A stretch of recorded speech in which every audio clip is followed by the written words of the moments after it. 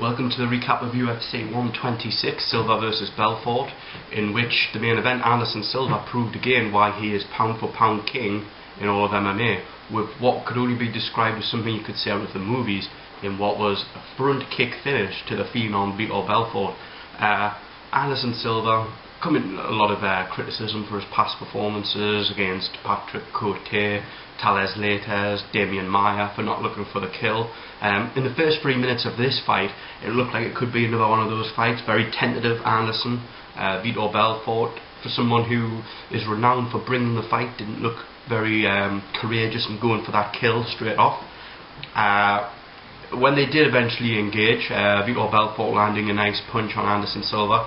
Anderson Silva almost smirked as if to say, right, now it's time for me to get my fighting head on.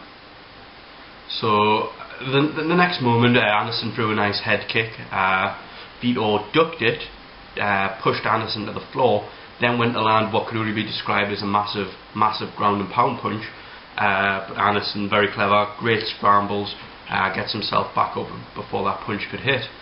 And then it was another 30-40 seconds of them dancing about. Vitor tried to chase him down a few times.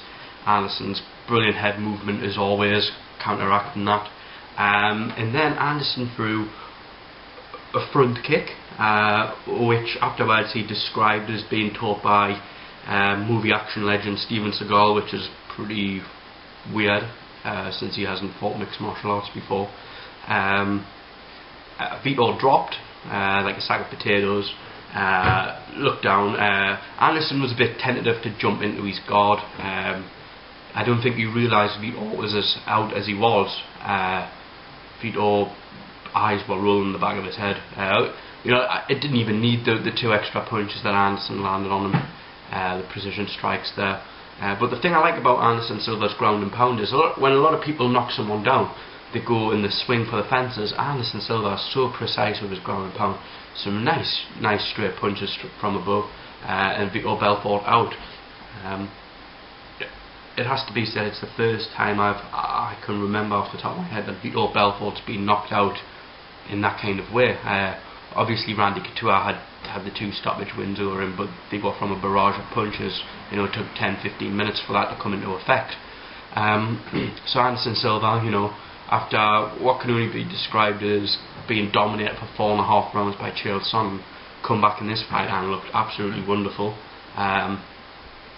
Now it raises the question, what's next for Anderson Silva? Obviously Yushin Okami is the #1 middleweight contender, and in that after beating Nate Marquardt at UFC 122. But from what Dana White's been saying and what we're hearing, that if George St. Pierre beats Jake Shields at UFC 129 in Toronto, then he will step up and make a super fight with Anderson Silva at 185. Personally, I think Anderson will squeeze in the fight with Yushin Okami, probably on the Brazil card, since GSP will probably need 9 months to put on the muscle required for him to reach 185. So Anderson Silva, once again, proving why he's the best at what he does. Some of his finishes, striking wise, have been phenomenal. If you look at the standing elbow finish of Tony Strickland and Cage Rage, the annihilation of Forrest Griffin, James Irvin catching his leg and putting him straight out with one clean punch. The guy can do a lot of stuff that only us could dream of in terms of striking. As we move down further on the card, we go to the co-main event. Forrest Griffin versus Rich Franklin, a battle of champions. Forrest Griffin, former light heavyweight champion, hasn't had any action in about 16 months since the Tito Ortiz split decision win against ex-middleweight champion Rich Franklin, who's coming off the career highlight of his win, I would say, of Chuck Liddell by knockout. And it had to be said, both of them weren't particularly impressive. Forrest took the fight to him, used his size as we expected. First round, got on top, pretty much nullified any ground game that Rich Franklin had to offer. Forrest looked very tentative to get into a brawl like we've seen him in the past. But it has to be said, some of the worst cornering I've ever seen. Rich Franklin's corner saying, "Oh, Rich, you win in the fight, you win the fight." The guy, you could argue he possibly won the 3rd round, but other than that, Rich Franklin did not win any of the other previous 2 rounds. So it was ridiculous. Now, we'll have to look what's next for these two. Light heavyweight division's very stacked. Forrest's been given a medical suspension of up to 6 months, so we could be looking at a while for that. My money would be on him fighting the winner of Tito Ortiz and Lil Nog. Obviously he was scheduled to fight Lil Nog last year, pulled out the fight due to a shoulder injury. He's 1-1 with Tito Ortiz, so they could sell the trilogy of Tito beats Lil Nog. Rich Franklin, he's in a weird place. He's not going to go back down to 185. He's already faced Anderson Silva twice, been knocked out twice before Vitor Belfort, knocked out by Vitor Belfort. So I think we'll still see him stick around at 205. Possibly Ryan Bader, who was on this card. Maybe even a fight against the winner of Matt Hamill and Phil Davis. Obviously he's already beat Matt Hamill before, but Matt Hamill's building up a bit of steam in terms of his win ratio at the moment. Also on the card, the third build fight for the night, Jon Jones versus Ryan Bader. Bones Jones obviously living up to the hype, basically destroying Ryan Bader at his own game, out wrestling him. First round took him down with ease, got on top, very nice north-south, attempted a choke. Ryan Bader hung in, showing a little bit of heart there. But in the second round, you know, Ryan Bader is one of those people. He has seems to have one game plan, and he was absolutely out of sorts once Jon Jones took him down, and he couldn't take Bones Jones down. You know, yes, he's got power on that right hand, but you have to think how many more ways could he finish the fight. So I still think Ryan Bader's got a lot of development to do. Jon Jones obviously getting into the second round, got that guillotine finish from the mount, which is very rare for the higher level guys to do. Looked good. Obviously the announcement after the fight, if you didn't hear it, that Rashad Evans is injured for next month's UFC light heavyweight fight with Shogun Rua. Bones Jones will be stepping in against Mauricio Shogun Rua. It seems to be that it could be a bit too soon. The UFC, obviously, it's come out that they asked Rampage Jackson to take the fight first. Rampage saying that he couldn't lose the weight to get down in 6 weeks' time. But you don't turn down a chance like this if you're Bones Jones. He's showing some talent. He's definitely got the wrestling pedigree to threaten Shogun Rua. But Shogun Rua by far will be the best striker that Bones Jones has faced. So that fight will be interesting, and no doubt we'll come on to preview UFC 128 next month. Bader, back to the drawing board. I would be surprised if they drop him down in competition. I still think he can fight some of the top 10 to 15 guys. You know, a Rich Franklin, maybe he's a Vladimir Malichenko. He's already beat Little Margaret and Keith Jardine obviously before this loss. But all in all, Jon Jones, very, very impressive, and well on his way to fulfilling that potential. A lot of people have said of him being a future light heavyweight champion. As we go further down the card, we had Jake Ellenberger versus Carlos Eduardo Rocha. Jake Ellenberger, at only 25 years old, is being deemed as one of the welterweight people to watch in the future, coming off his 2 stoppages of Mike Pyle and John Howard. And it was a bit premature for people to say that this was a gimme fight for Jake Ellenberger. Carlos Eduardo Rocha, Brazilian Jiu-Jitsu black belt, and we saw in his last fight, he comes from some weird angles when he got the knee bar finish of Chris McRae in the first round. Absolutely dominated Jake Ellenberger on the ground. You know, some north-south transitions, went for a Kimura 3 or 4 times, but just couldn't get the torque to finish it. Jake Ellenberger come out in the second and third round, swinging for the fences more. Didn't try and get the takedowns to the last 10 seconds of the rounds to steal the rounds, and on his way to a unanimous a split decision, but for me it should have been unanimous 29-28. For some reason one of the judges gave it 30-27 Carlos Eduardo Rocha, which I didn't see. Carlos Eduardo Rocha is still young in the game. I believe that was his 10th or 11th fight, so he's still got a lot to learn, but definitely someone to keep an eye out for in the future. Jake Ellenberger was meant to fight John Fitch on this card, and then he's hinting at having that fight. I think it's a bit too soon. There was some areas to look at today where he looked a bit weak.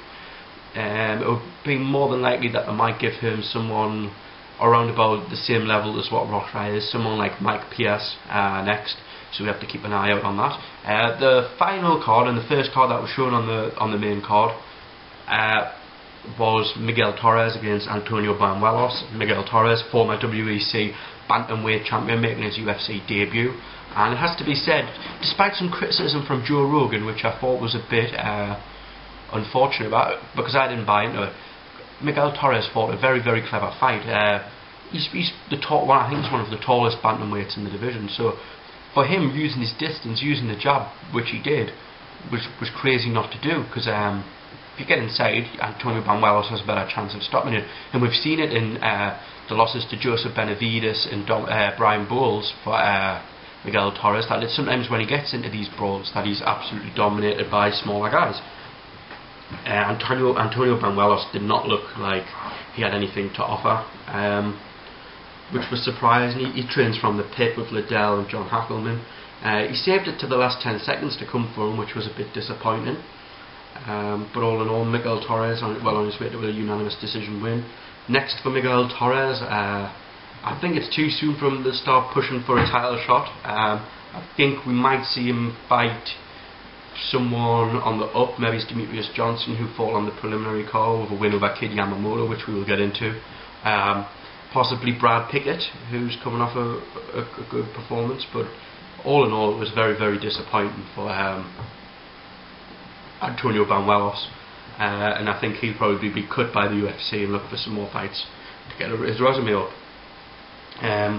As we quickly go down the preliminary card, things to shout about. Cowboy Donald Cerrone, who made his UFC debut, looked very shaky in the first round against Paul Kelly, but in the second round got that rear naked choke. Cerrone looked good in the second round. He's definitely got a good ground game, very long limbed, offers something different at lightweight, so it'll be interesting to see what the UFC do with him next. Chad Mendes versus Omagawa. Chad Mendes moving his record to 10-0 with a unanimous decision win. A lot of people are saying that he could be next for the winner of Jose Aldo and Mark Hominick at UFC 129. Personally, I think I'd like to see him in one more fight before he goes for that title. He's still quite young. With news of Tyson Griffin and Kenny Florian dropping down, Chad Mendes might get the chance to fight someone with UFC experience from a higher weight class. That would be interesting.